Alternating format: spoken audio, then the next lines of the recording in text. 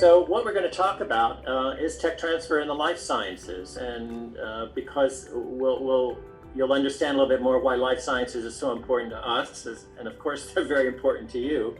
And we hope that you had some time to go to our website and look at the mini course. That mini course we were allowed to use. It's the same course on academic tech transfer that's used by the University of California system.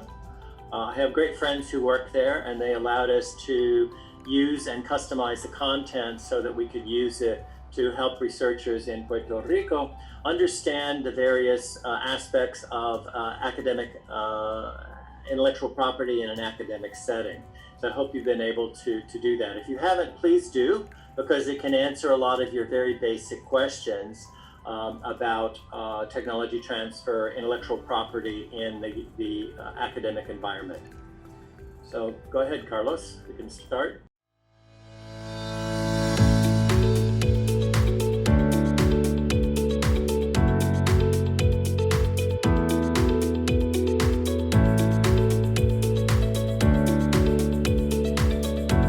El Fideicomiso para la Ciencia, la Tecnología y la Investigación de Puerto Rico es una entidad privada sin fines de lucro, creada en el año 2004 por ley con el propósito de fomentar todo lo que tiene que ver con la innovación, la transferencia y comercialización de tecnología.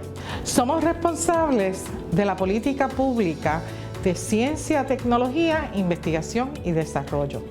Nuestra misión es invertir, facilitar y crear las competencias que son necesarias para adelantar la economía de Puerto Rico y el bienestar de sus ciudadanos.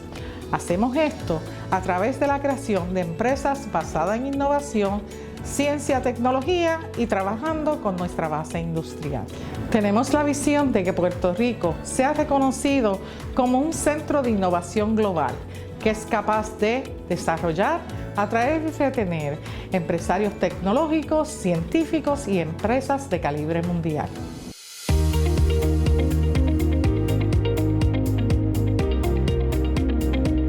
El programa de subvenciones del Fideicomiso para Ciencia, Tecnología e Investigación de Puerto Rico es un mecanismo estructurado, sistemático, abierto y competitivo que apoya el desarrollo de proyectos de investigación en las áreas de ciencia y tecnología. Puerto Rico Brain Trust for Tropical Disease Research and Prevention, iniciativa de investigación y desarrollo que une a científicos de trasfondos multidisciplinarios para orientar, formar estrategias, conectar y proveer apoyo técnico y de materia para iniciativas de investigación de enfermedades tropicales. Parallel 18 es una iniciativa de desarrollo económico que busca atraer y promover la creación de emprendimientos de alto impacto que puedan crecer desde Puerto Rico y alcanzar comunidades globales más allá de la isla, incluyendo los Estados Unidos, Latinoamérica y Europa. La misión del programa es expandir los horizontes de los emprendedores puertorriqueños a corto plazo y generar desarrollo económico a largo plazo a través de la creación de emprendimientos exitosos. La Oficina de Transferencia de Tecnología fue diseñada y creada para implementar un enfoque ágil y efectivo para fomentar la comercialización de los descubrimientos e invenciones científicas desarrolladas localmente. Consorcio para Investigaciones Clínicas de Puerto Rico es una organización sin fines de lucro con una red de colaboración de investigadores que tiene como objetivo promover, mejorar y aumentar el impacto de la investigación clínica y el desarrollo en Puerto Rico. Puerto Rico Research and Innovation Meetups, programa que organiza una serie de encuentros en diversas industrias con el objetivo de conectar comunidades, investigadores, emprendedores, inversionistas y empresas para desarrollar una cultura que promueva la investigación, innovación y actividad económica mediante la colaboración. La Unidad de Control de Vectores de Puerto Rico fue establecida para aprovechar la capacidad de Puerto Rico para controlar el mosquito Aedes aegypti, el vector de las enfermedades Zika, chikungunya y dengue en Puerto Rico. Se enfoca en el fortalecimiento de la capacidad para el control de vectores de Puerto Rico, así como en la implementación de vigilancia de vectores, la creación de sistemas de información innovadores, la realización de operaciones de control de vectores y en fomentar la participación comunitaria a través de programas de movilización ciudadana y educación. Colmena 66 es una red local de referido que conecta a emprendedores y comerciantes con los recursos que necesitan para comenzar o crecer sus negocios. Estos recursos son organizaciones sin fines de lucro, instituciones académicas y agencias de gobierno, entre otros, que promueven servicios y apoyo a emprendedores. El Centro para la Biodiversidad Tropical permitirá realizar una serie de esfuerzos encaminados a promover la exploración de la biodiversidad tropical, el desarrollo de colecciones de especímenes biológicos de ambientes tropicales, la conservación de los recursos de la biodiversidad y la comercialización de productos derivados de la biodiversidad. Cultural Heritage Innovation Program busca apoyar a la comunidad que conforma los elementos del patrimonio cultural de Puerto Rico mediante la difusión de conocimiento especializado con expertos en el tema de preservación y técnicas innovadoras para mantener colecciones de legado cultural. Science City, la principal iniciativa relacionada con la infraestructura del fideicomiso, es el Distrito Científico. Se trata de una red de instalaciones de vanguardia en todo Puerto Rico para iniciativas de investigación académicas y empresariales que promueven el conocimiento y la innovación. Su componente principal es la Ciudad de las Ciencias.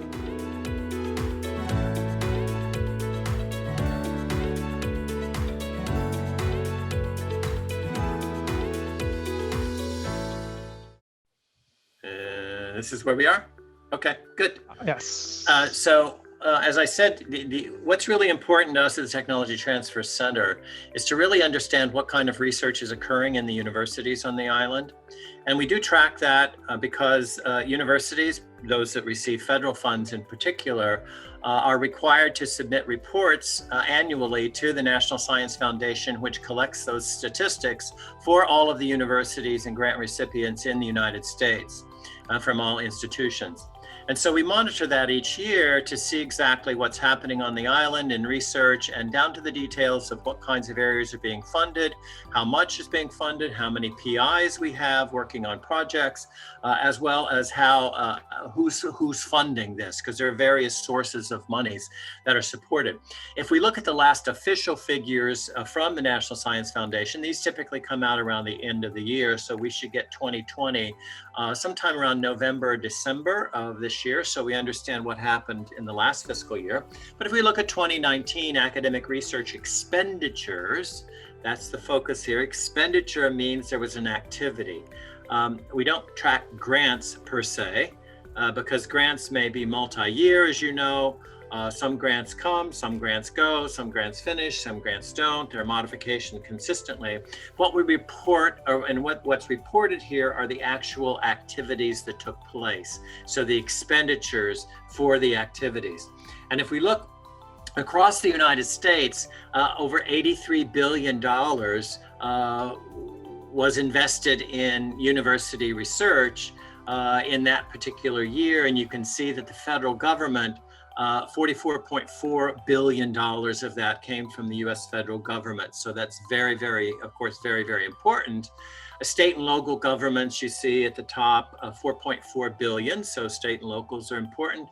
Institutions, as you know, are very, very important because institutions spend their own money on research as well. Sometimes as part of a competitive grant process or otherwise, but institution funds there were 21 billion. Business at 5 billion. Nonprofit organizations like the Trust provided another 5.6 billion, and then other sources of various kinds.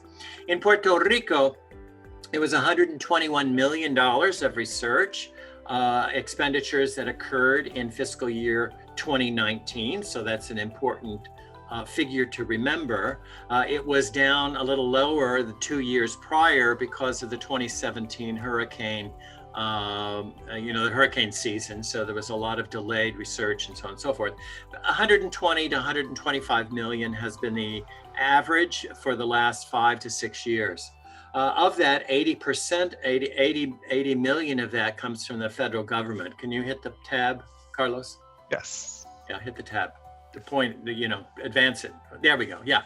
So here you can see 66% of the funding for research in Puerto Rico came from federal sources. That is higher than normal.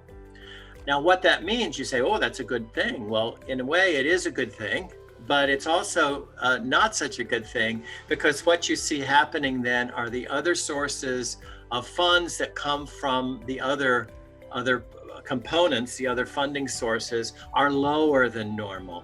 State and local government in particular is lower than normal. Businesses are close to normal, but are lower than normal, and nonprofit organizations are also lower than normal.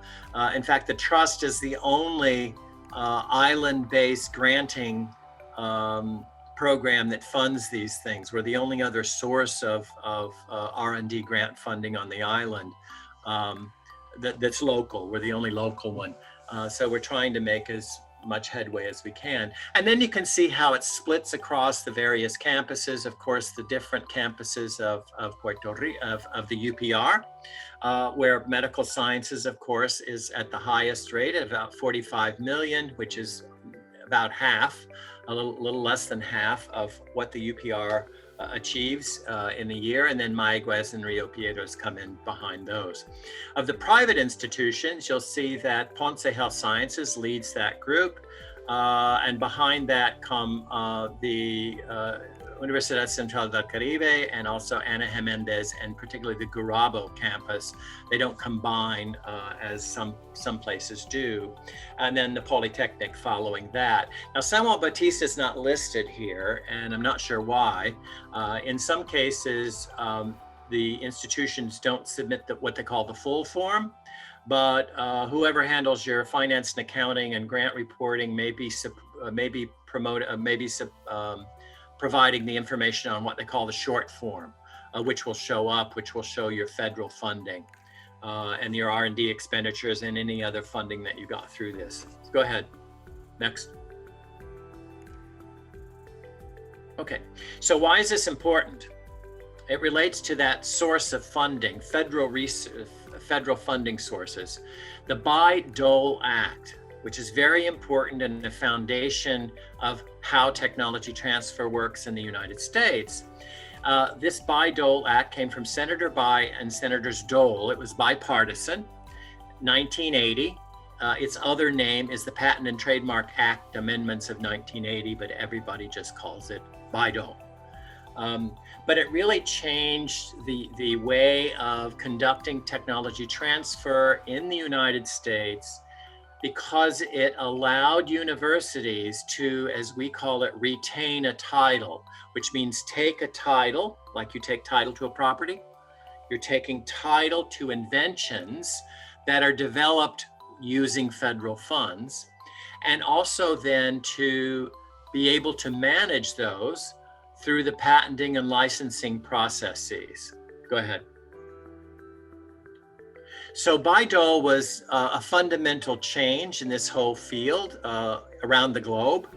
And since then, over 16 other countries have adopted similar types of legislation to BiDol, because they realized it was very important to leverage the research capabilities of universities, their scientists and researchers, and to be able to link that somehow to the economic and industrial base of not only the country, but also the world. Go ahead. So in fiscal year 2019, recall, US federal funding agencies provided over $44 billion in R&D support to academic institutions, which is 53% of that total. And in Puerto Rico, remember I said it was a little more, it's 66% of that total came from federal sources. So all of that activity under those federal agencies, federal agency funding agreements relate to BiDol. BiDol is a part of that, and there's compliance that's required from universities and their ability then to report back and to comply with certain rules and conditions that are established as a part of those funding agreements. Go ahead. So what you see then in that little chart to the right, there's sort of a blue and a yellow, or kind of a green, kind of a green part of this. And what it is really, it's comparing the rise in research funding, right, to the rise in inventions that are disclosed by university scientists and researchers. And you can see they are very related. So the more research that's funded, the more inventions that are disclosed. Go ahead. So when we think about technology transfer, there's a little video here. Let's see if we can play that, Carlos. It may not need all the buffering of the other one. What is Yep. it? Let's Go see ahead. if it opens. Every day, universities, hospitals, and government labs conduct research, generating groundbreaking discoveries. These breakthroughs can improve the way we live, work, and play. Technology transfer professionals play a central role in connecting these discoveries with companies that can turn them into products to make the world a better place. Government and private organizations provide the critical funding that supports this research to help find the next new discovery. The process called technology transfer works to protect and advance these discoveries through copyrights and patents, and by creating partnerships and startups to turn research ideas into new products and stimulate the economy. Sounds simple, but there are many steps involved in turning an idea into a product, lots of challenges. Some ideas make it, some don't. Sometimes an idea is transferred to an existing company, and sometimes discoveries inspire the creation of a brand new company.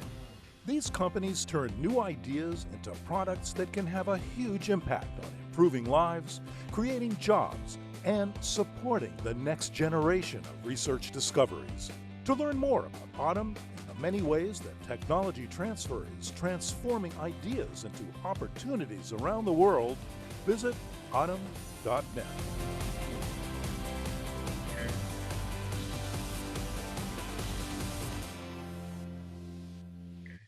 Thank you. So that little cartoon was really the basics of what technology transfer is about. We'll be talking about some of the steps as we go forward. You can hit the next thing. So that Autumn they mentioned, AUTM that they mentioned, Carlos and I are both members of that, as are all of our staff, as are a few other individuals in Puerto Rico. But there are over 3,000 people that are members. It's a professional association of individuals like us who work in technology transfer.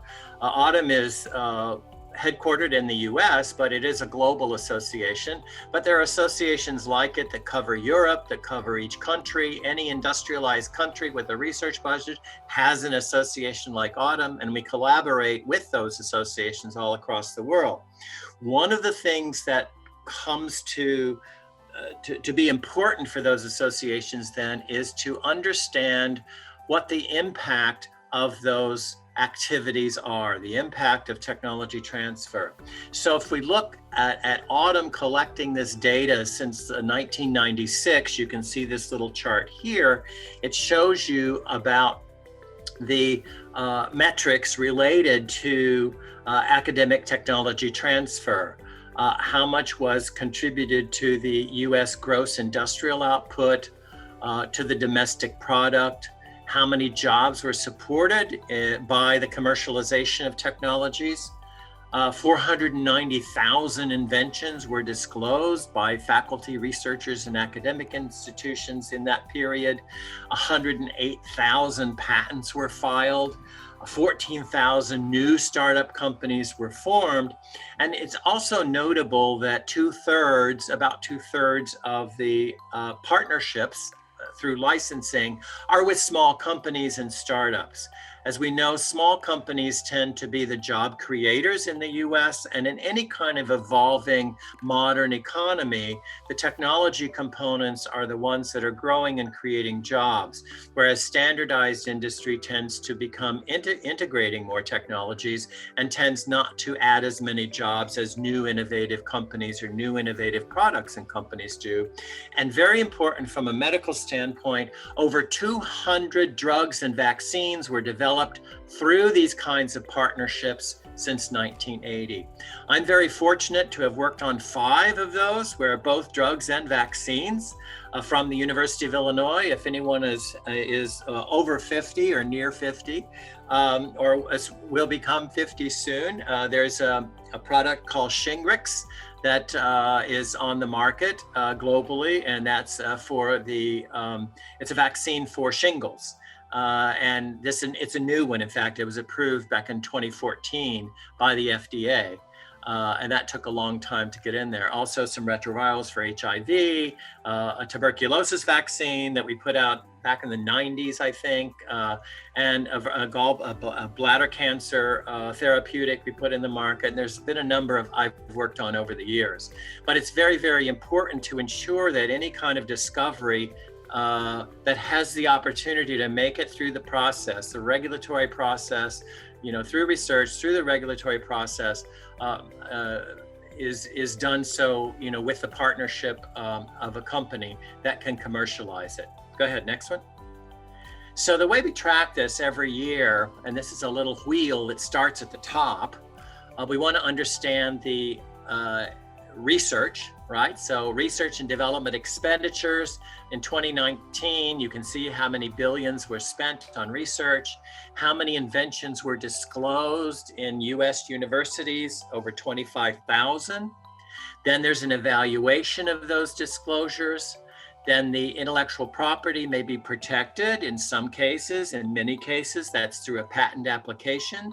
You can see almost 16,000 patent applications were filed, and over 7,500 patents were issued in the US, means they were approved, so they become a full patent.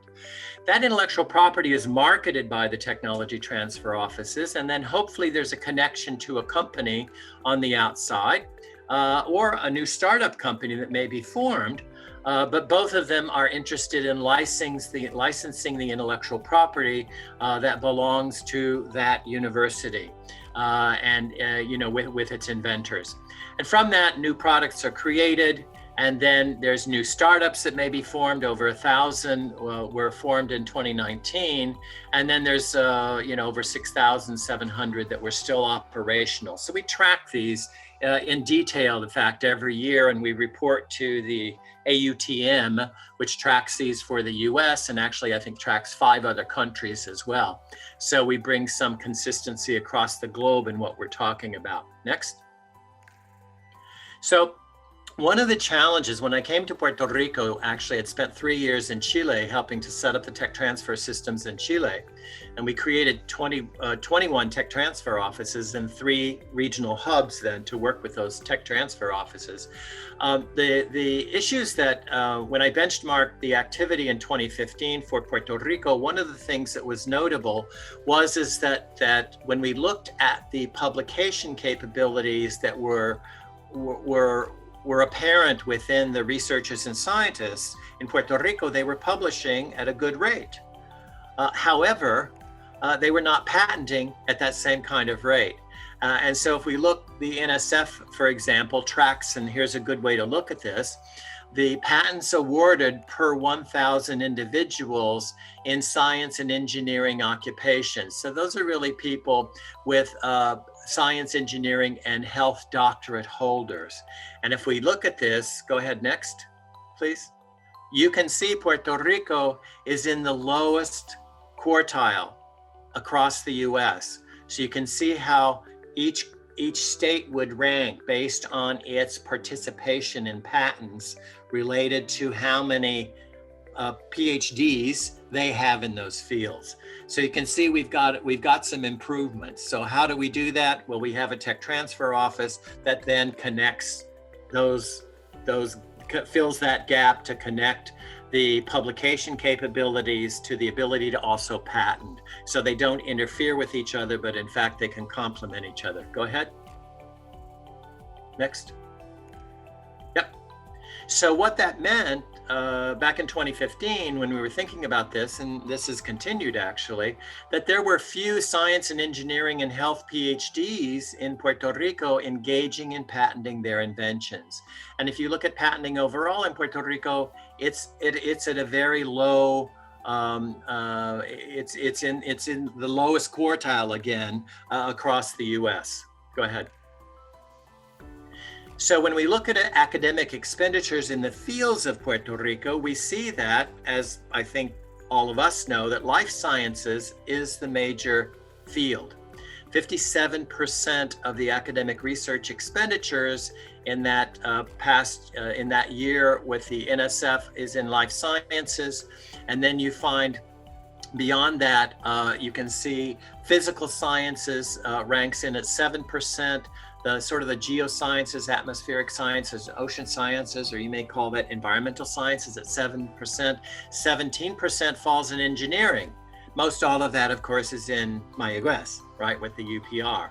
That 57% and probably maybe some of the other science areas fall certainly within the medical schools, which would include your institution. Go ahead. So 121 million total. This is the areas in which the activities were occurring. Go ahead. And if you look across the United States, the profiles of the US and Puerto Rico are very similar. Right? There's not a big difference in percentages. As we know, the NIH has the largest federal extramural funding, is the largest extramural funding source. And so therefore you would expect that life sciences would be the largest field that receives funding. And in fact, that's the case. Go ahead, next. So when we look across PIs, who's doing the work? If we look across Puerto Rico, and again, the reporting back to the National Science Foundation from institutions, we really want to understand who's involved. Next, please. And when we look at 2019, we have about 449 principal investigators involved. And you can see basically where they're located. The majority, of course, being at the medical science campuses, and then Mayagüez as well. And then, of course, cut across those from the other medical schools, and then the engineering, because Garabo, for example, has the engineering campus for Ana Jiménez, but Universidad Central del Caribe and Ponce Health Sciences both have 25 to 32 principal investigators that were reported during that year. So it's very important that we know who these people are, because they become our clients, our customers from the TTO. Go ahead. So some other ways that support occurs and links back to the TTO, which is very important, and you know about these certainly recently. We have the Advanced Research Grant Program, right? So that is a proof of concept funding to advance locally developed science and technology projects. That's a solicited call and it's reviewed. And then we have the Catalyzer Research Grant Program, which is really the earlier stage investigators and to help them develop and secure additional federal funding, which is again, very, very important for everything that happens. And then under research grants, we also have a number of special programs that occur. One is the SBIR and STTR matching grants. Those are for small companies. Many of those small companies actually subcontract to our university partners for the scientific work that's being conducted. We have a program that supports the development of proposals, and if a proposal is successful, and we have those to NSF and NIH both, and I think maybe to the Department of Energy and a few other ones. But if those are awarded to that company, we will match up to $100,000 in a grant back to that company. And phase two for those programs that funding is a little over 250 to 500,000 for phase 2, we will match $200,000 as a cash match to the company for that. So if a startup is a part of it, or a small company from Puerto Rico that subcontracts to the university, we help with the proposal, and then we will also award the company additional funds to continue to develop that partnership. We just completed a program called the Therapeutics Accelerator Program, and that we handle actually with Columbia University and their Clinical and Translational Research Institute, the Irving Institute. And of those Therapeutics Accelerator programs, we are making awards of up to $75,000 for selected projects, about 6 months, sort of the killer experiment that's really focused on lab to market types of experiments that will take and build upon an early stage discovery, and it really is there to help conduct the next level of experiments that will lead to the next level after that.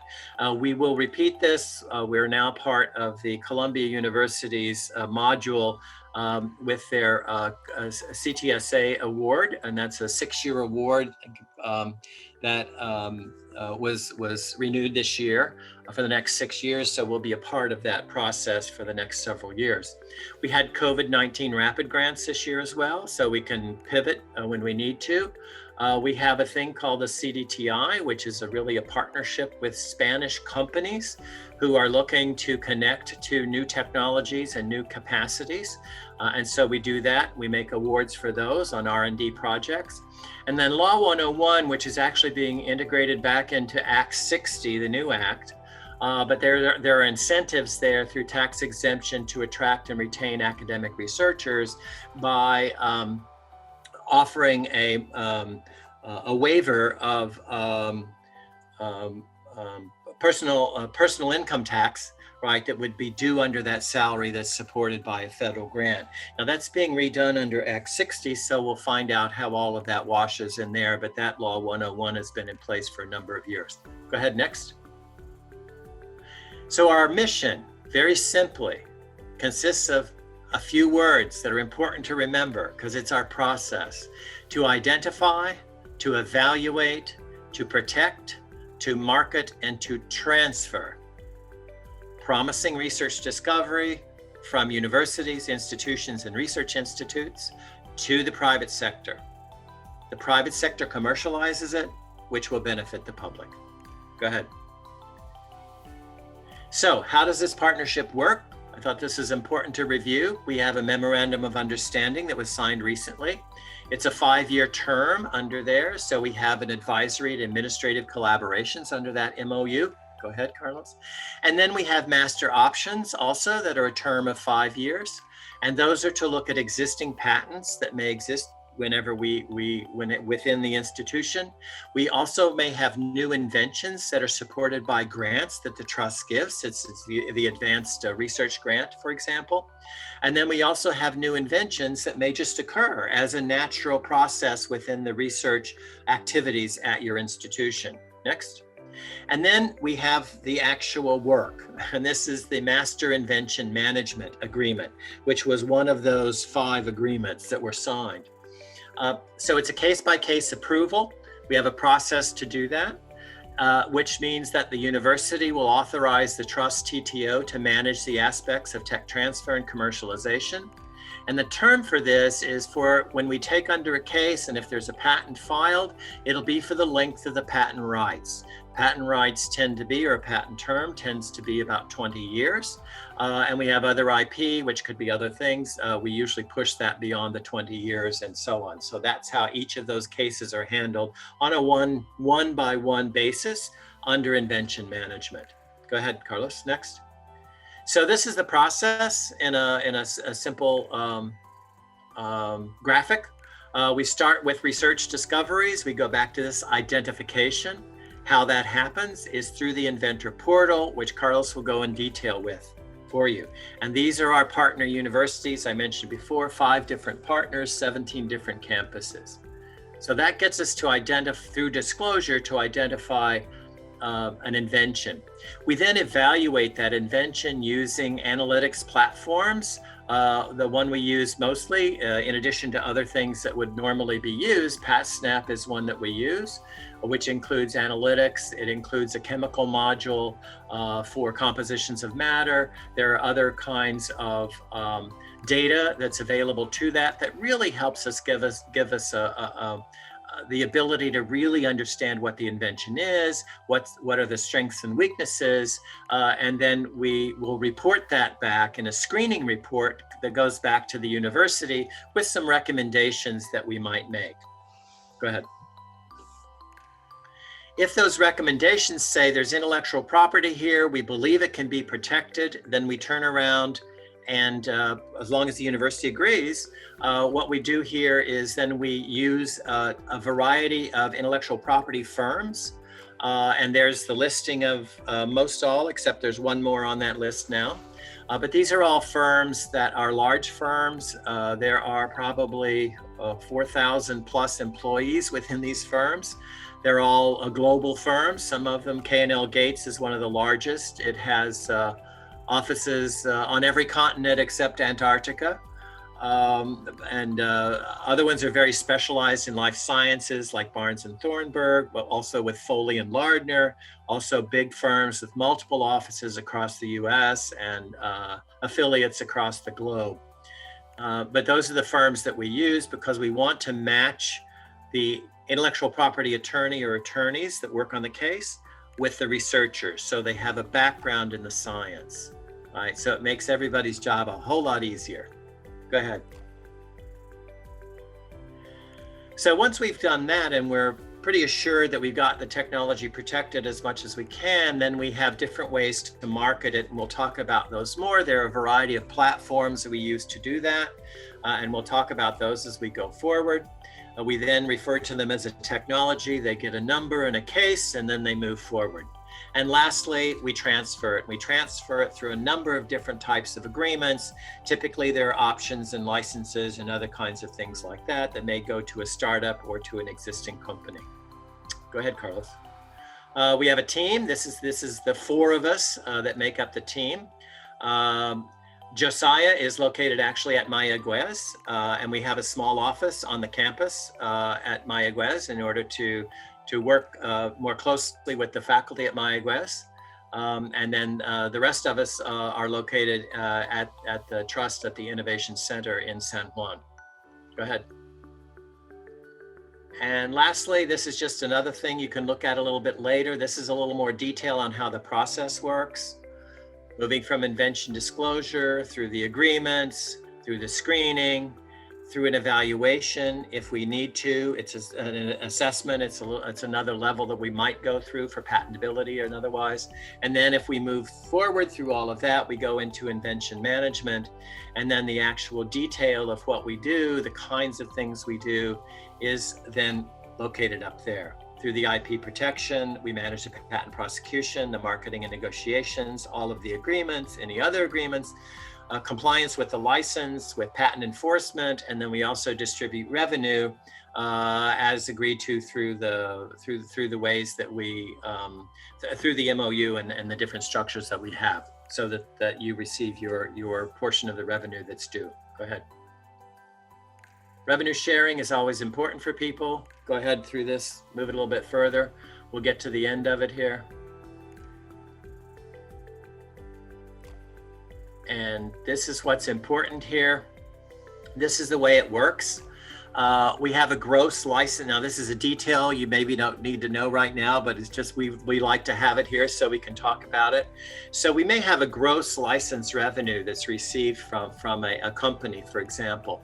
The first thing we want to do is make sure we paid back our investments in the patents. So that's why we're careful about what we invest in.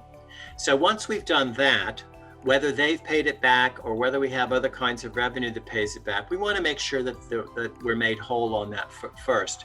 And then from that net revenue, the inventors under BiDol are due a share under university policy. So for example, at the University of Puerto Rico, the inventors receive 34% of that net revenue. At Ana Jiménez, Carlos, isn't it 50%, I believe? Yes, 50%. Yeah, 50% at Ana Jiménez. The UCC and Ponce deal with it on a case-by-case basis. What you find generally in the US is it ranges probably from a low of 25 to a high of 45. It's kind of usually in the 30s somewhere, in 30%. But it's written into the BiDol that it must be shared, but it's a reward for the inventor who made the discovery, who participates in the patent prosecution process, who may continue to do research and add value to it, and so on and so forth.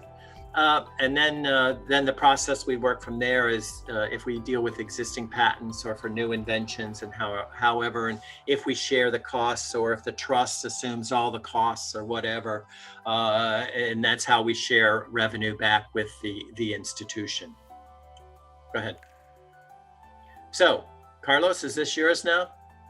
Yes. Okay, go ahead. So, as David mentioned, identify is the first step in our mission, the first word. And since we started the office, the TTO, we have, at least until fiscal year 2020, we had 47 active technologies. And that has grown over the past year, although it was a slow year. But we added 22 additional technologies. As you can see, most of them fall either under therapeutic or healthcare and medical device. It's about 61%. So it's close. It's closely related to the percent of funding that goes into life science.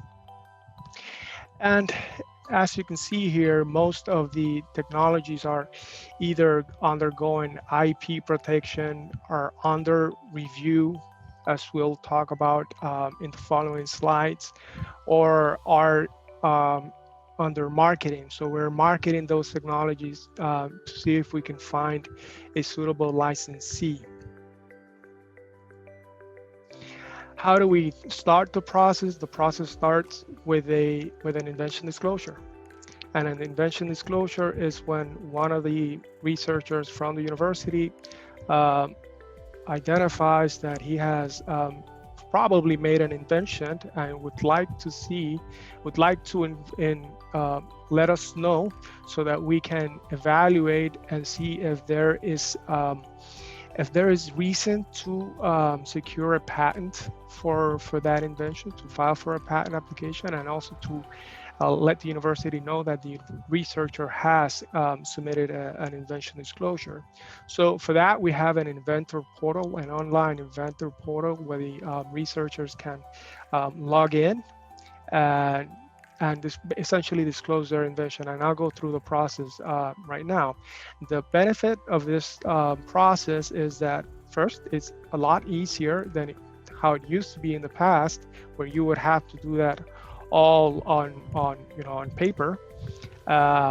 It's much easier like this, and also there's really no necessity for the researcher to file disclosures at university as well. If they can, if the university would like that also, but the university gets automatically notified when we receive an invention disclosure from one of their investigators. They get automatically notified. There are 3 people at the university that will get notified, and they have access to our database, Intune Minuet database, where all of the information that the researcher puts on the disclosure, it's going to be saved. So the university would have access to absolutely everything. So how do you go and disclose your invention? Easiest way is to go to our website, which is prtto.org, and click on Disclose Your Invention. There, you can request an account if it's your first time using the portal. Once you request an account and you have the account with the username and password, which is done very, very fast, very quickly, then you can log into our portal, agree to the terms of use, and once you're there, you can click on Add New Disclosure, and then you can add your disclosure by giving it first a name. It should be a short but descriptive name. Like for example, here I, for example, placed alpha-7 nicotinic acetylcholine receptor positive allosteric modulators to treat inflammation.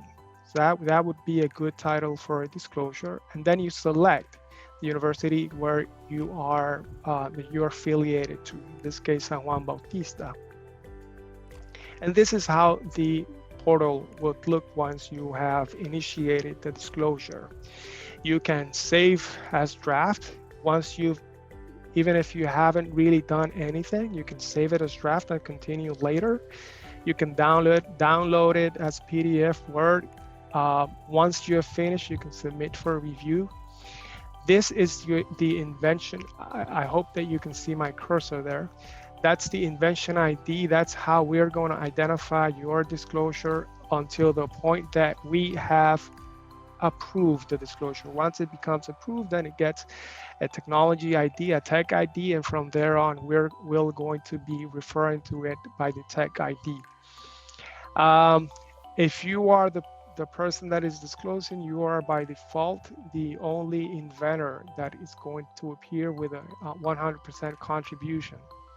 Of course, there could be other inventors of your invention, and you can add inventors very quickly here. You do need to, however, add the information for all of the inventors that you add. Remember that for you to be an invention, and this you might have read in the mini course, it's necessary that you have contributed to the conception of the invention and not just to the reduction of practice.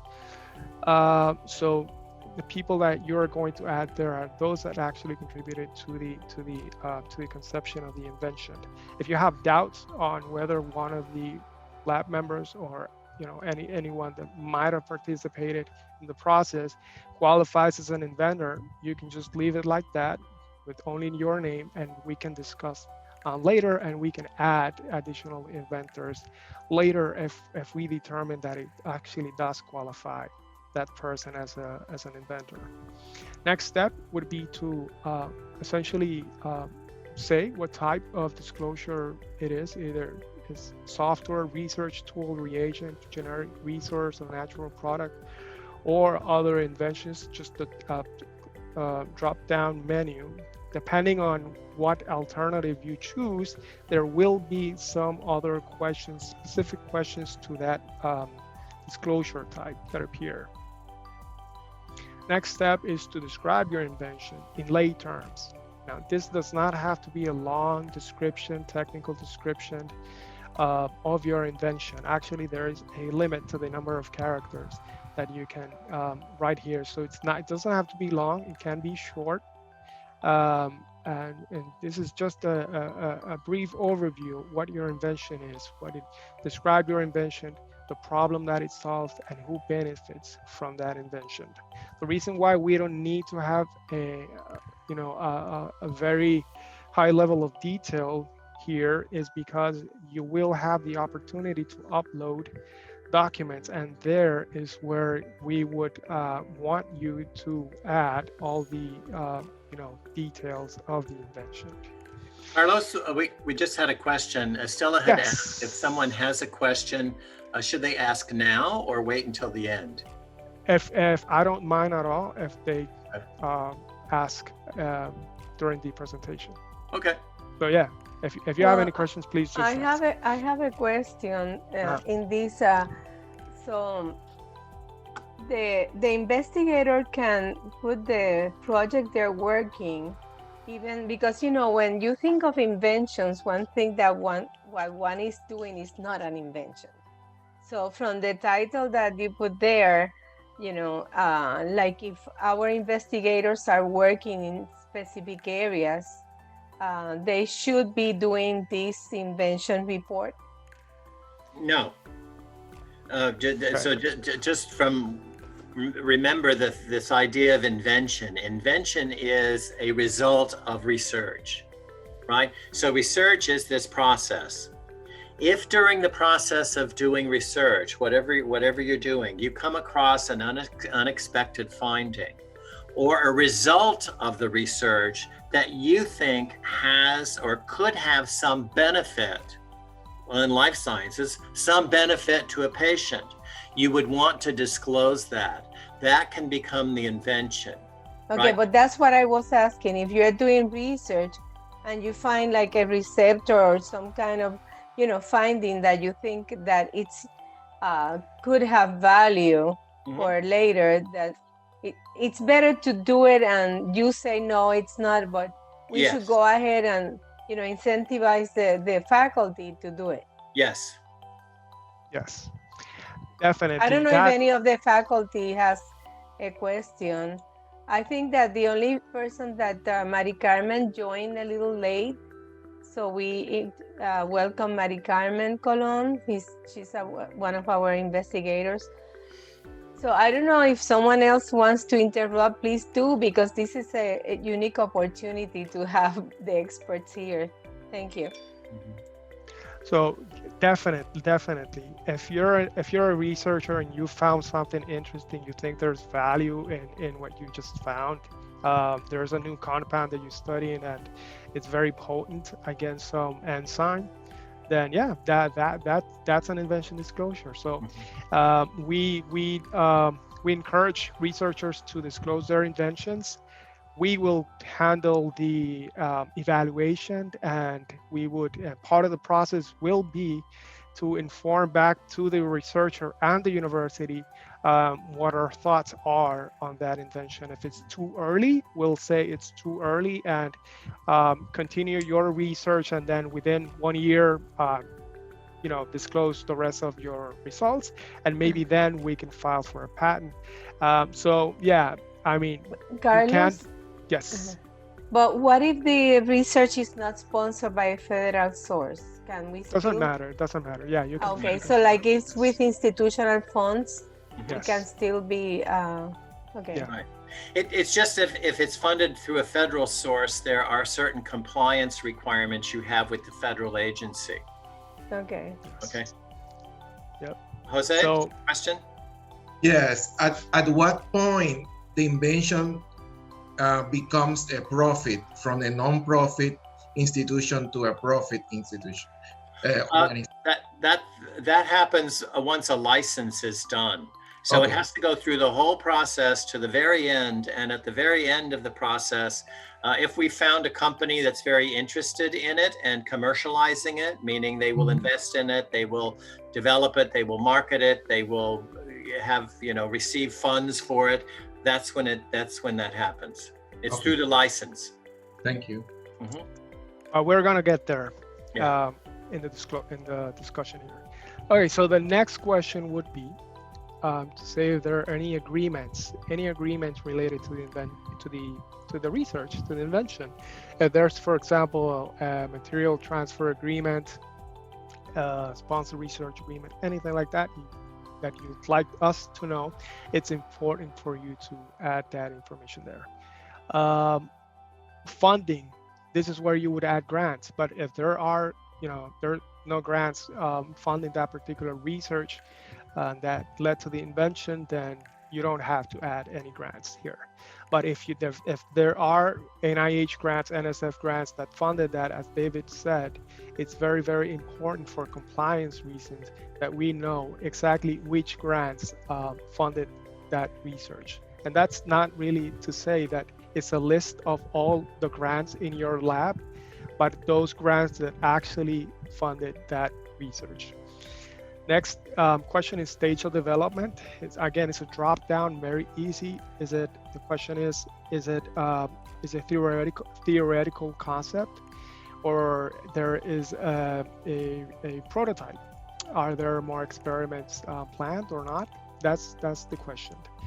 Public disclosure. Public disclosure is very important because, as you'll see, or you have already seen in our mini course, if the investigator publicly discloses the invention prior to filing a patent application, then the patent rights may be limited, at least could be limited even in the United States, but definitely if you disclose before filing for patent applications, you would lose international patent rights. You might also lose United States patent rights if that disclosure was 1 year prior to the filing of the patent application. So it's critical that we time. It's not that you don't publish, that we time your publication with our filing of a patent application so that it's done a little bit before that you publish. So if you have already publicly disclosed, then that's absolutely critical that you disclose here. If you have plans to disclose, if you're writing a paper right now and you know that you're going to submit it in a month, then we need to know that, because that means that we need to make a decision whether we're going to file for a patent application or not in a month before you file your manuscript. And the other question, if it's already been protected by patent. This is where you would add files, and here we would like to see manuscripts. If you have a manuscript, even if it's a draft manuscript, so that we can begin to learn more about the invention and about the scientific field related to that invention, because we need to know as much as we can from that in order to make a decision whether or not to file for patent application. So if you have a manuscript, you already created the figures for the paper. If you presented a poster presentation, we'd like to see the poster, an oral presentation, and we would like to see the slides. If you file for a grant application at the trust, then maybe that can be important, and we can get a lot of information from there. So essentially anything that you think would describe your invention in a detailed way. Marketing targets, these are companies that you might think or have already approached you that you know or think that might be interested in your invention. It's important when we're in the process of marketing the invention. And subscribers, you can add subscribers. Subscribers are people that are not inventors, but you nevertheless want them to be informed of everything that is happening with your disclosure. So maybe you want your director of department to be informed, your dean to be informed, then you can add their names here and their emails, and they'll get automatically informed. What you see here, technology, patents, and agreements, this is not for you to include any information. This is actually for you to consume. So once we have approved the technology, the invention disclosure, it becomes a technology. You'll see all the information there. If we file for patents, then you'll see the application, the patent application with all the information there. And if there are any agreements, if we license the technology, if we option the technology, you'll see the information there as well. So this is for you to consume, for you to get feedback. Carlos, there was a Yes. question on public disclosure. Yeah. From Yamixa. So what happens if you present a poster where you show part of the structure of the compound that you developed, but not the synthesis methodology? Well, that's very important, because first of all, if you have disclosed anything of your invention, it's important that you add, when you disclose, that you add those documents so that we can see if the public disclosure was actually enabling. That meaning that someone skilled in the art, by just reading your poster, may be able to go do the practice the invention without having to do undue experimentation. So if you published already part of the structure, so maybe claims that are directed to whatever it's already been published, will not be patentable. But we could file for claims, patent claims, that are directed to the method of synthesis of the compound. However, it's important to realize that composition of matter claims, the claims to the actual compound in the technology transfer from the technology transfer perspective is more valuable than method claims. So it's very important. One thing that we can help researchers in the future, if they're going to present a poster, they can send the poster to us. We can examine it. We can say, rather than putting the exact structure there, just That's say a good one. compound A. Say compound A, and that's it. And there's no disclosure there, no public disclosure. We can do that. We actually do that often with our researchers. So once you finish, if you're not completely finished, you want to save it as draft, you can save it as draft. We'll be informed that it's already there in the portal, so we can go in and see what the progress, and maybe if 6 months pass and we don't see any other you're not adding any more information, then we can maybe email you saying if there is any help you would need. We can follow up with that. But yeah, you can definitely just save as draft and continue the work later when you have time. If you think that you're ready, then you can submit for review. Once you submit for review, we get an email, the university gets an email. There are 3 people at the university at San Juan Bautista that will get automatic notifications saying that you have disclosed the invention. Once we get that notification, we'll go into the portal, look at the disclosure, make sure that everything is there. If everything is there, we approve the disclosure. Once we approve the disclosure, again, the university gets automatically notified by email that the disclosure has been approved, and you as an inventor get an email asking you to log into the portal and electronically sign the disclosure, which is extremely easy. All you have to do is type your name. So it's much easier than before. But if we think that there are revisions that need to be added because we need to see for example, the grant number. The grant number is not there.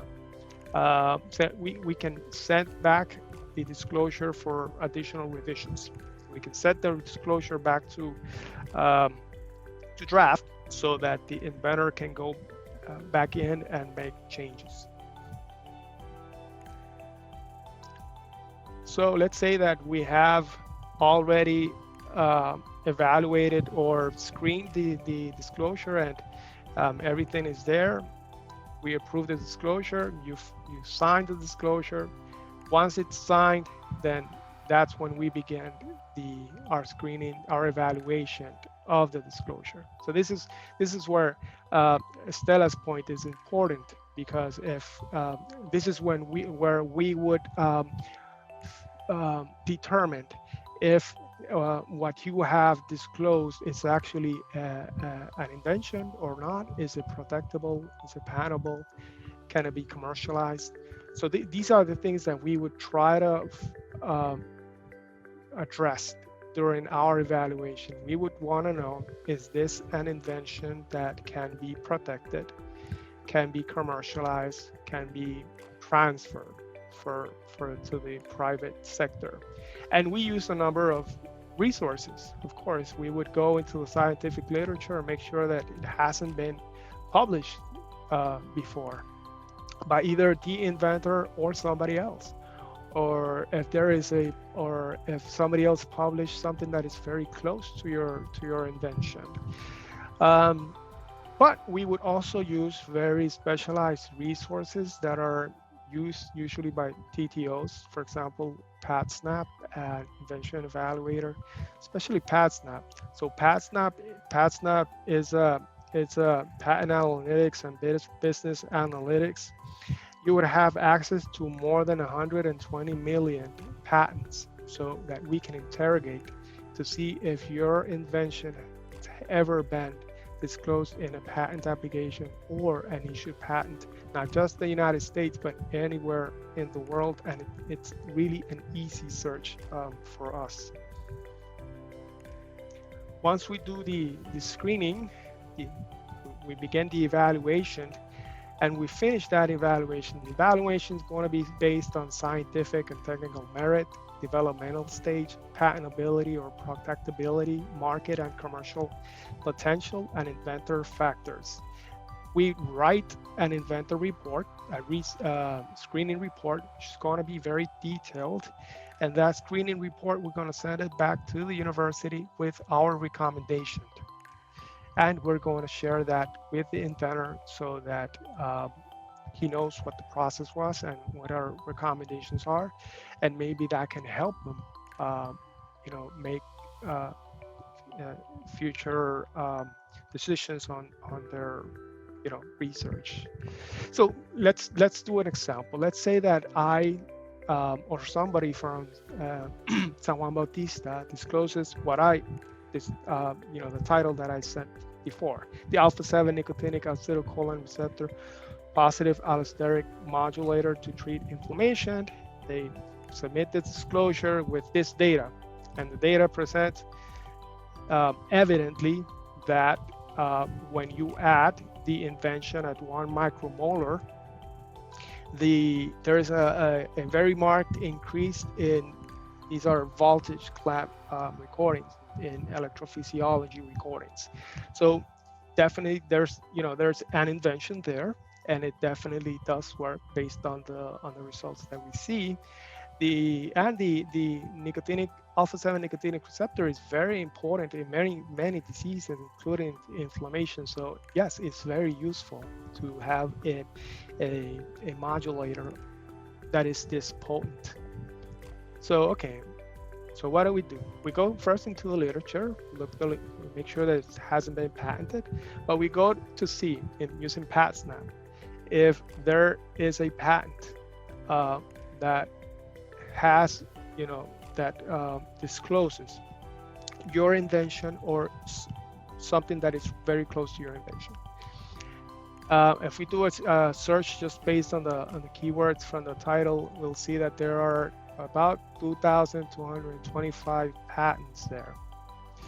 And we can do more than just looking at the or inspecting the list of patents, which we would do. We would also get this sort of like landscape, patent landscape, which shows very visually where are the hotspots in patenting related to that invention. We can also ask questions like, for example, how has the rate of innovation and advancement in this technology area evolved over time? That's very important because we want to know if people, companies, universities are patenting in areas related to your disclosure. In this case, you can see that it's increasing. So that's a good sign that we should move forward with that. Once patents issued, the owners have to pay maintenance fees in order for that patent to continue to be active. If they don't pay that, then it becomes abandoned. So one key information is, are people paying their maintenance fees on their patents related to my technology? And as you can see here, they are, and it's actually increasing. So that's a positive sign. Are there licensing deals related to this technology? And as you can see here, they are, and they're increasing. So this is all very positive for that technology. What is the valuation of those patents? Is it low? Is it high? You can see here, it's very, very, there are patents that are not very valuable, but then there are patents that are very, very valuable. So this is also a positive sign for us. So let's say that in addition to the electrophysiology results that you disclose, you also disclose the compound, the actual molecule. But we can take that molecule and literally draw it using PatSnap. And what PatSnap is going to do is going to search all those millions of patents for patents that have that compound. That's very, very powerful, especially when you have a compound that somebody, an organic chemist synthesized for you. Then we can search every patent, see if it's ever been patented before. In this case, you can see that there are 102 patents related to that that include that compound. These are the patents. We can go and inspect them, make sure that if it's there or not. We can also see patents that include molecules that are 100% identical to your patent, to your disclosure, to your invention, but also molecules that are almost identical to yours and the patents that are related to that. So that's also very, very, very useful. We can add keywords to this search, because we don't want to have to go look inspect the 102 patents. We can add keywords. Let's say we add inflammation to this search. If we do that, then reduces the number of patents to just 5 families, including 2 patents to Pfizer, 2005, 2 patent applications that essentially disclose your exact compound. And when we look even further, we see that there is a paper in 2005 by Pfizer that describes exactly your compound. So in this case, our conclusion would be, and our recommendation would be, that the invention is will not be patentable, at least the composition of matter claims. This is the screening report. This is just the template, of course, of the screening report that we would write and share with the university and with the researcher. So you can see here the weight in all of the categories is not equal. So for example, we would give patentability higher weight than, for example, even commercial and development stage.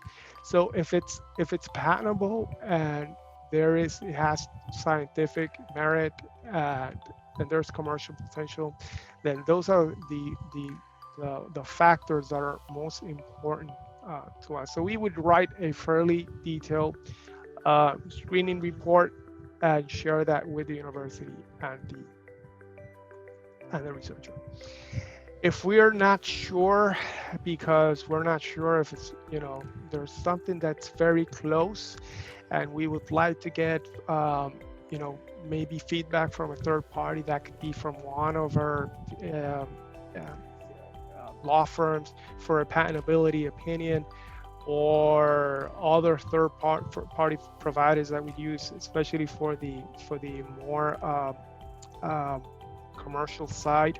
And we would do that. We can use, for example, past not discovery, which goes even more into the details on the commercial side of the invention. So if there are companies, venture capital that is invested in companies that are working on things that are related to your invention, those are the things that we find here. And we also use Invention Evaluator, which is a third party that we use in those cases that we are sort of on the fence and we want to have a third party to validate our own assessment. So, and that we share again with the university and the inventors, and they're usually found to be very useful by them. We also have the Southeast Accelerator Network that we plan to include San Juan Bautista. It was launched, it's NIH, sponsored by NIH, and it was launched in 2018 as a regional technology transfer hub. It includes 24 institutions from 6 states and Puerto Rico from the southeast area of the United States, the states that participate, that are called the IDEA states, that receive less funding from NIH than the other states from the southeast region. So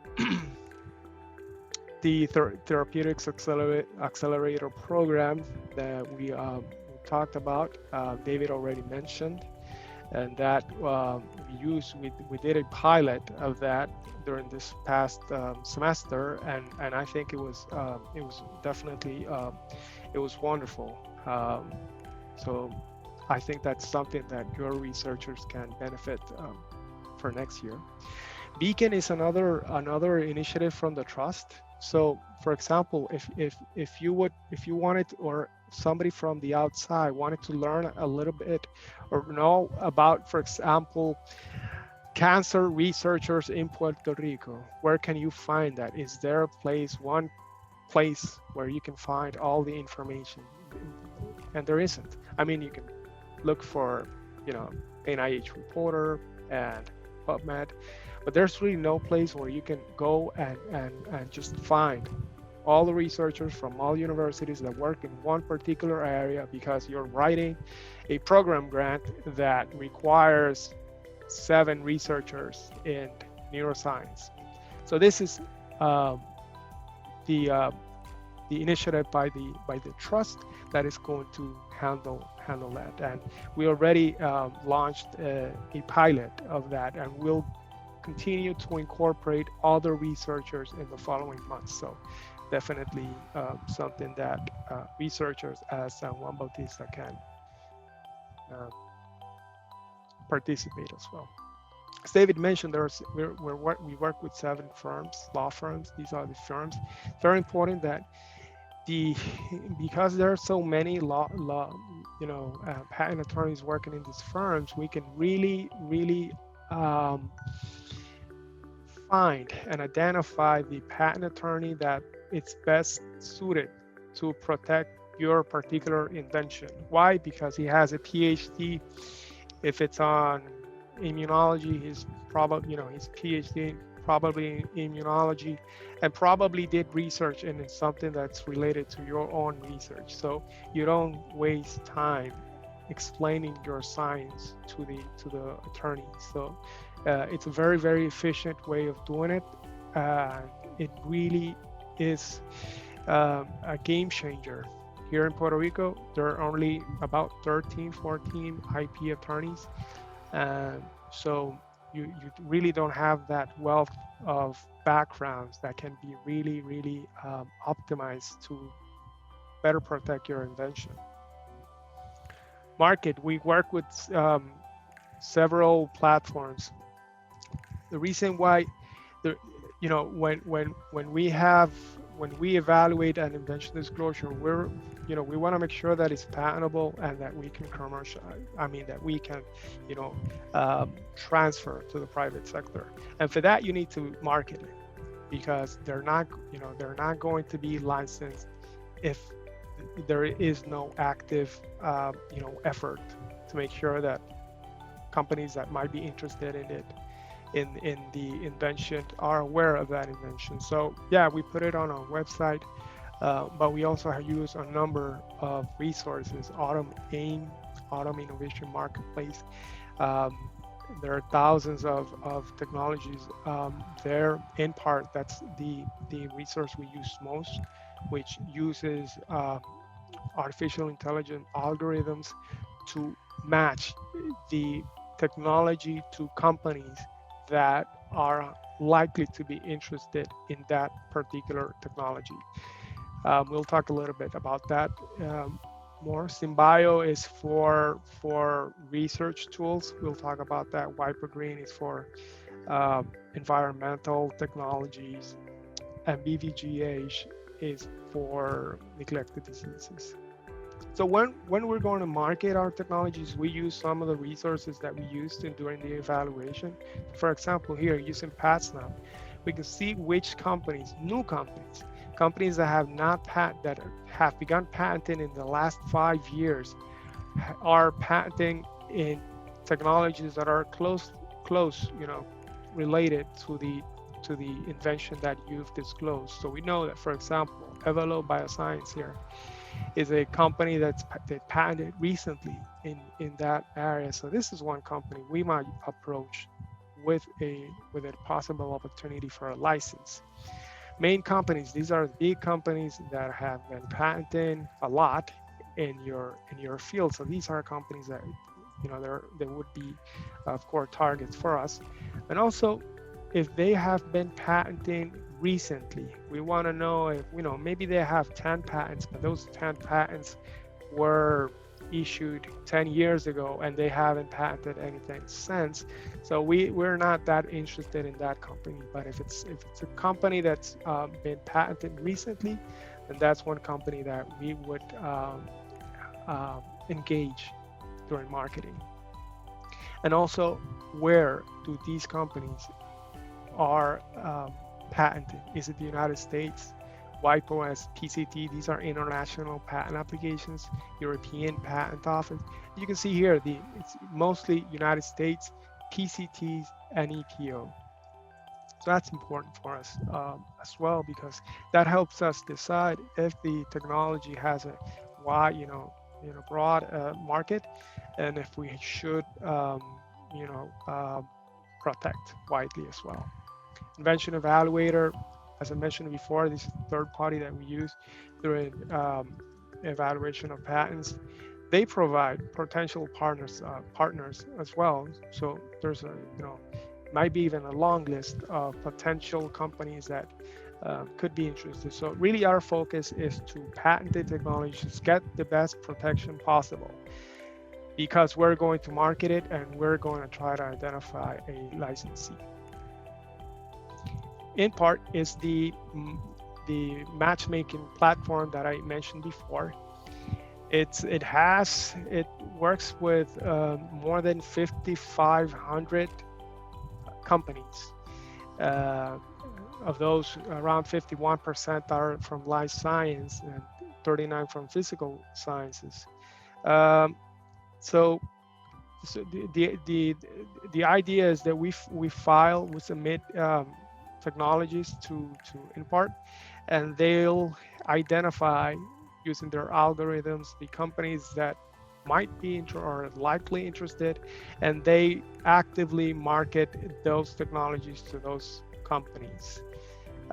If there is a gap in the companies that they have working with them, so they will. And our technology is not matched with any of those companies. They have an engagement process where they would find those companies that might be interested and onboard them and engage them. This is how we call it a non-confidential summary would look like. This is from Ponce, reducing the progression of endometriosis. I'm going to show it here so that you can see more in detail how it looks. So that's the background. It's going to be short because the idea is that people can read it fast. We're going to highlight those important things like, for example, therefore, short-term treatment produced long-lasting therapeutic effects, things that are important for companies. We would add figures, stage of development, links to the papers, benefits, patents, and what we're seeking. We've been very successful using this platform. And this shows our audience maps. So you can see here, it's not just the US. It's definitely not just the US or Puerto Rico. We have people from Europe and other parts of the world that are being actively marketed and are looking into our technologies and hopefully asking for feedback or providing feedback. There's another way that we can partner with companies using InPart, and that's where they are engaged by a company to identify universities working on an area of their need. So we get discovery campaigns all of the time, and we inspect those researchers that are either working with us or not working with us yet, disclose with us. And we make sure that they're aware of that opportunity, and we do the engage, we do the connection for them. These are the companies that look at and inspect our technologies. You can see here companies like Google, Samsung, Pfizer. So these are not small companies. Symbio is we work with them about a year ago. We started working with them for commercializing research tools. So these are cell lines, bacteria, zebrafish, antibodies, things of that nature. Transfer. And David, I think you. Yeah, but just kind of the basics on this. We have two types of intellectual property we deal with. The things we call tangible property, which you're certainly familiar with, which might be biological materials, for example. In fact, software is actually also tangible too, because it's written and then recorded. We transfer those things with material transfer agreements, generally. We want to make sure those things are done. We have standard forms, models. We use the NIH format if we can, and we hope that you folks will do that if you don't do it already. And then we have intangible property, which we transfer with license agreement. Intangible are those things, of course, we can't touch, which means it's intellectual property. And it's transferred with a license agreement, and it can be preceded with an option. The option is done with an interested party for them to have a period of evaluation before they enter into a agreement to then continue to develop and commercialize the invention. Standard agreements we use are as we call them, a CDA or NDA, a confidential disclosure, non-disclosure agreements. We do those frequently. Material transfer agreements, again, we try to stick to the UBMTA between our institutions. Sometimes we get involved with those, sometimes we don't. We certainly advise you anytime on those and can help with those discussions. Options we would do, and again, as I said, those are time limited for non-commercial evaluation by a potential licensee. Once we get through that period and somebody's really interested, what we'll do is negotiate a term sheet. And that term sheet is really when we talk about what does the deal look like, what's the licensing deal look like. Those are some of the things that are included in that term sheet. Once we've agreed on the structure of the deal, then we'll move to the license itself. And that's when we have more lawyers involved at that point in time. Their lawyers, our lawyers, and everybody else's lawyers. But we use standard templates again, and out of all these here, we probably have about 38 standard templates that we use in order to facilitate these types of agreements. And those are best practices templates that we update from time to time. I had a question from Sandra. Does she have access to the website to use Beacon? No. Beacon is a trust program, and Beacon will be reaching out to institutions over the next months in order to include researcher profiles and to build researcher profiles to be included under Beacon. And so the trust is rolling it. The trust maintains the platform. And then we go to the different university partners in order to start to incorporate researchers from those institutions. We started with researchers that the trust had funded, and I think there were 90 or so of those, I believe, Carlos. I think there were 90 when we started. And so those were the first profiles to go up.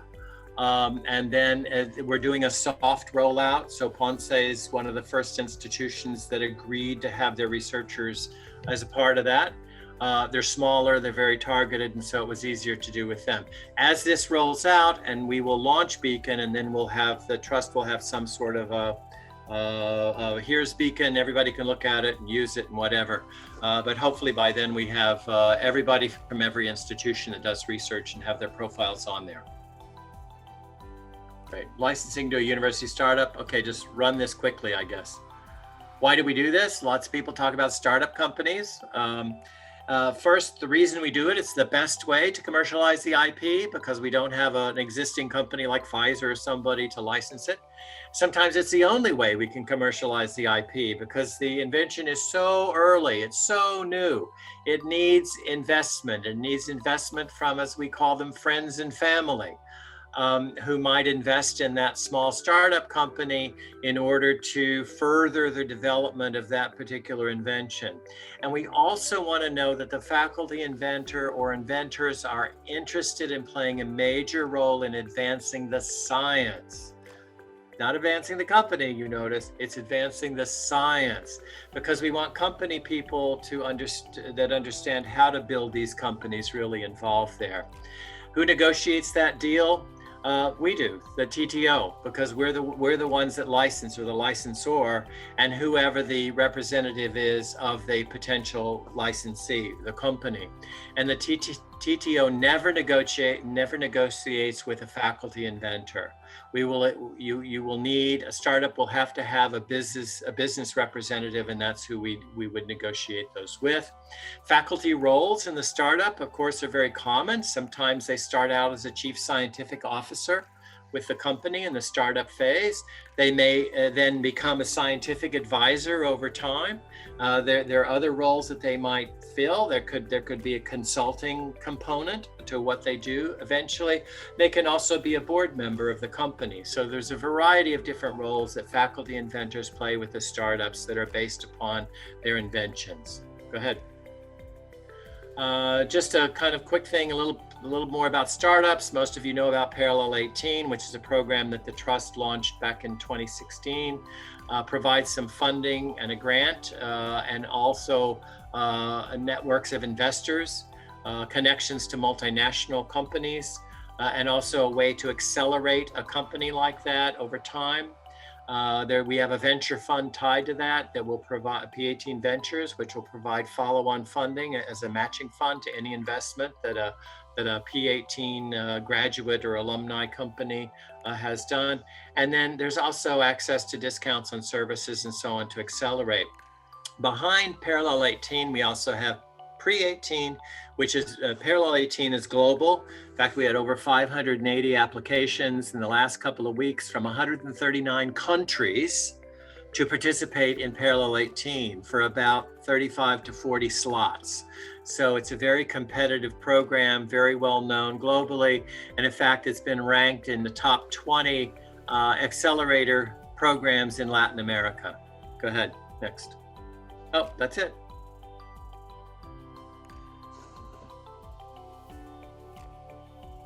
So, as I said, I think into some messages, if you have specific questions or want to have a set of questions, if you can write them down, send them to us. We can arrange a Zoom to go through those with you, or any other component of this, because we just kind of covered the waterfront.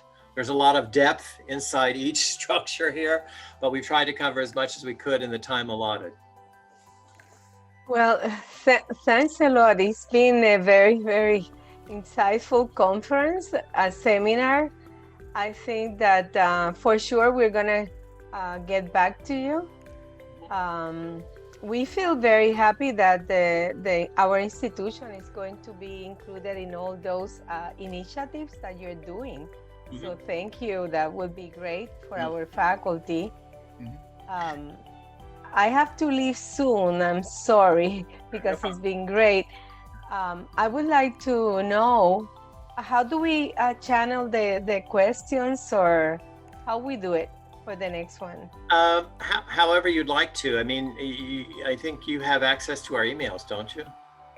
I think everybody has our emails somewhere.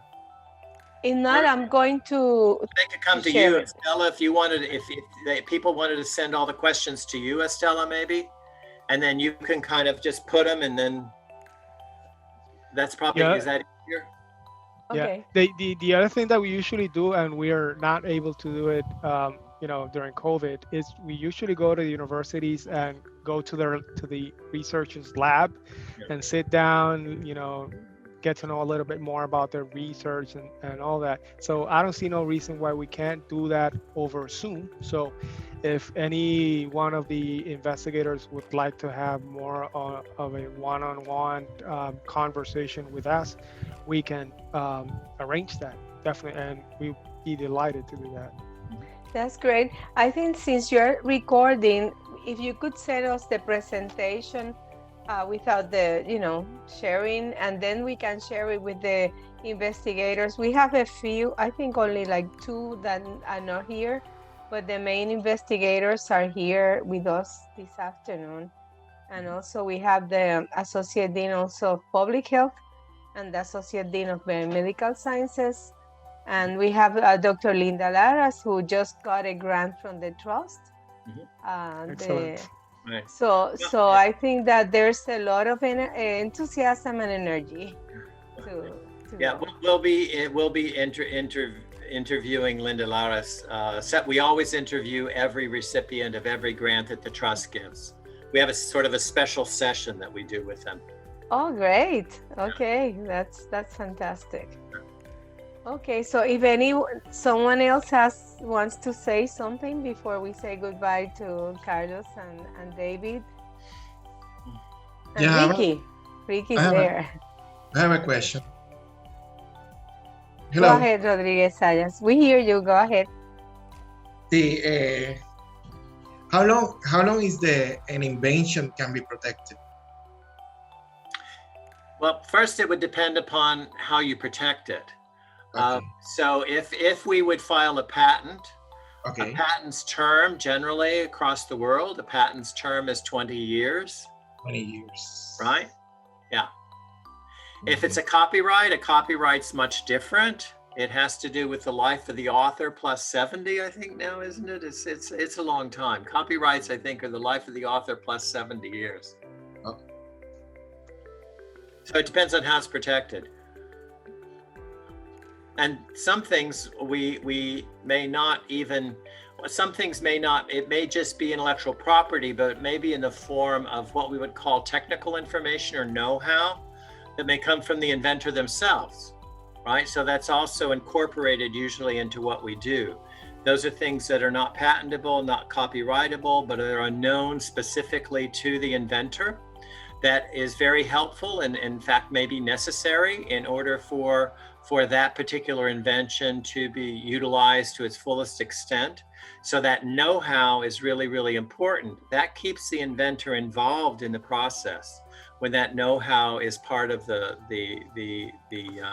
if you will, the relationship between the institution, the inventor, and the licensee. So I think that we can conclude the presentation. Thanks for your time. It's been very productive. And I hope that we get a lot of inventors disclosures. Inventor, Yes. we will be visiting the Inventor portal. Right. And that institute, the research institute that you mentioned, well, let's keep up with that. We're very interested. Thank you. And you will get the way some of our information is distributed through, for example, the Southeast Accelerator Network. Yeah. That we have quite a bit of knowledge and content that comes through that. So we always send that to the institution. So if people want to participate, they can participate. There are various programs under that. I think right now we had our first 3 years. We now went for it was a 4-year renewal, I believe it is, and I think that's a $6.8 million grant from NIH. It will help again produce content, help fund projects inside universities. Oh, okay, that's what I was going to ask you. It has for projects. I think there's around 400,000 plus a year for projects. Okay. So those will be competitive, and that will be drawn from all of the institutional partners. And can it be done in collaboration with other partners there, with other Oh, institutions? sure, absolutely. Yeah, absolutely. Yeah. Okay, well, we will appreciate what we'll share all the information that you sent us, and we look forward to continue working with you. Great. Thank you very much. Well, thank you. you.